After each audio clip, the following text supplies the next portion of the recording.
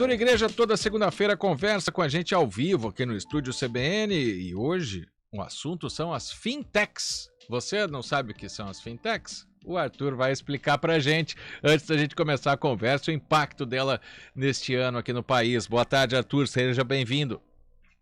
Olá, boa tarde, sempre muito bom estar aqui.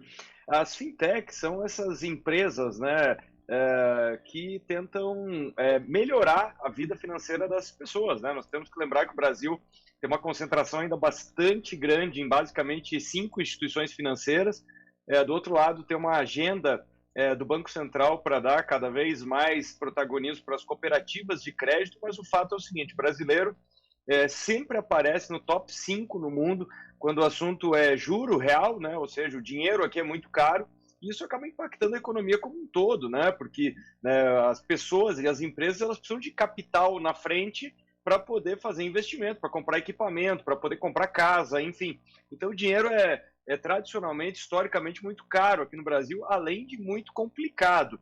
E aí, nos últimos anos, com a chegada da tecnologia, nós vimos o surgimento dessas empresas que são digitais, que são as fintechs. Então, nós estamos falando aqui de PicPay, de Nubank, Banco Inter, enfim, tem tantas, né, que tentam resolver pequenos problemas. E o Brasil se tornou sinônimo de fintech a nível global, essas startups focadas aí em facilitar a nossa vida, né? Até lembrando, eu falei aqui da taxa de juro, né?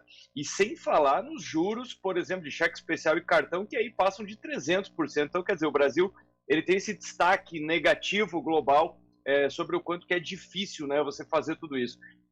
E aí o Brasil virou sinônimo de fintech, então muitas empresas aí passaram a casa de $1 bilhão de valor de mercado, como é o caso do WeBanks, como é o caso do próprio Nubank, que abriu capital na Bolsa de Nova York no final do ano passado. E aí o que eu estou repercutindo hoje é uma matéria da Bloomberg, falando sobre essa pequena crise que as fintechs estão vivendo nesse ano pela rápida subida da taxa de juros e como a economia está andando um pouco de lado. Então, por que isso está impactando as fintechs? Porque o custo de capital para elas aumentou muito. E isso acaba impactando menos os bancos. Por quê? Porque os bancos eles não têm só cartão de crédito ou só crédito. Ou seja, as fintechs elas vão muito bem porque elas estão focadas em um ou 2 produtos, ou seja, elas têm uma atuação de nicho, elas são muito específicas. E os bancos, eles têm todos os tipos de produto. Então, o que acontece? Se o juro fica mais alto, o banco consegue equilibrar suas perdas num determinado lado, encarecendo outro tipo de produto, né? Então, as fintechs elas estão sofrendo, o custo de operação delas está aumentando, e aí está todo mundo sofrendo com isso, né? Com a economia muito lenta e com o juro alto. Então, tomara que a inflação ceda nos próximos meses, porque isso acaba impactando esse mercado de tecnologia que emprega muita gente, é um mercado pujante, é um mercado da nova economia e as fintechs estão no meio disso tudo. Exato, para a gente entender, Arthur, por exemplo, uma das empresas que você citou, uma empresa de cartão de crédito, ela não cobra nenhum centavo de anuidade, de mensalidade do cliente, né? Ela ganha em cima do que exatamente?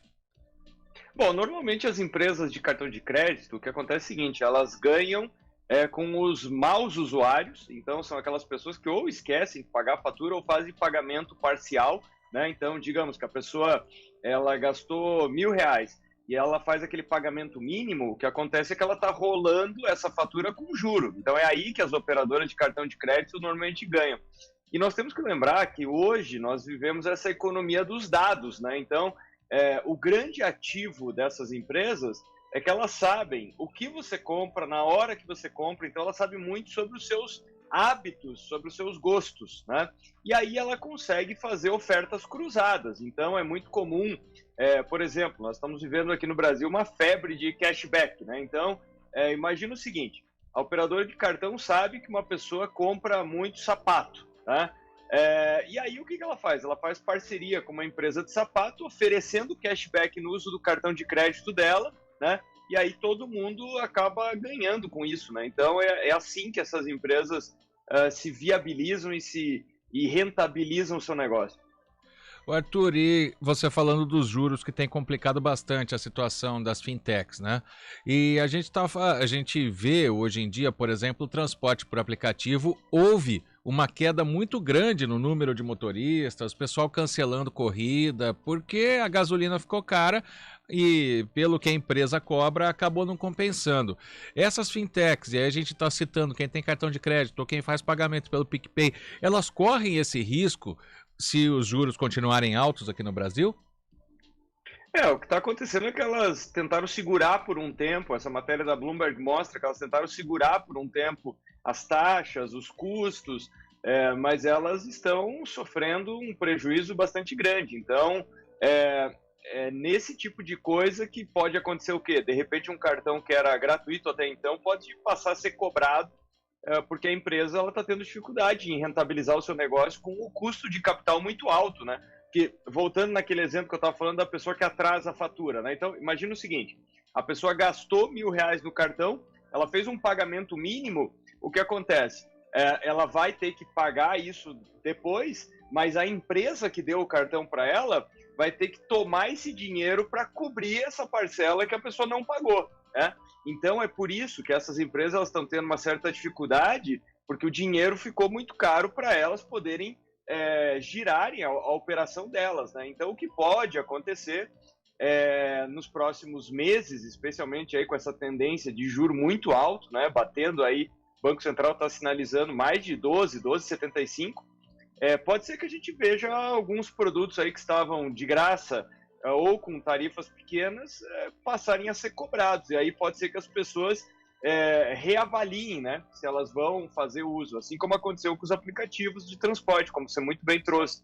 No primeiro momento parecia uma coisa prática, muito mais barata do que táxi e tudo mais, e hoje a gente está vendo uma pequena reversão, né? Então o táxi voltou a ser muito utilizado, e muitas pessoas abandonando, né, o trabalho nas plataformas, simplesmente a conta não fecha.